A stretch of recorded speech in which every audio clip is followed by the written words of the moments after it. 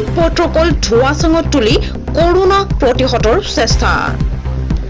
ৰাজ্যৰ বিভিন্ন প্ৰান্তৰ লগতে আজি বঙাইগাঁও জিলাৰ কচুদুলা ক্ষুদ্ৰ প্ৰাথমিক স্বাস্থ্য কেন্দ্ৰতো কোভিড টিকাকৰণৰ ব্যৱস্থা কৰা হৈছে। স্বতঃস্ফূৰ্তভাৱে কোভিড ভেকচিন ল'বলৈ ওলাই অহা ৰাইজৰ মাজত আজি কোভিড প্ৰটকলৰ সজাগতাৰ অভাৱ স্পষ্টভাৱে পৰিলক্ষিত হয়। দেশক কোভিড মুক্ত কৰিবলৈ চৰকাৰে চলাই থকা নিৰৱচ্ছিন্ন প্ৰচেষ্টা যেন হেৰাই গ'ল আজি লানি নিচিকা ভিৰৰ মাজত।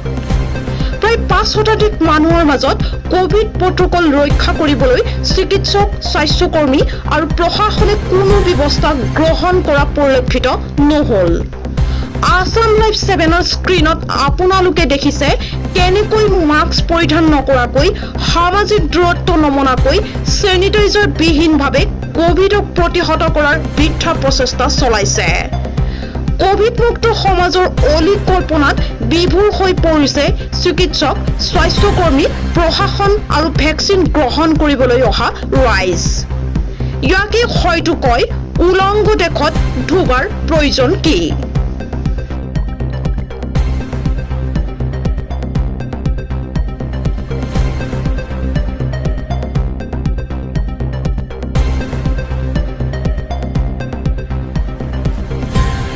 যোগীঘোপৰ পৰা মফিদুল ইছলামৰ ৰিপৰ্ট, আসাম লাইভ।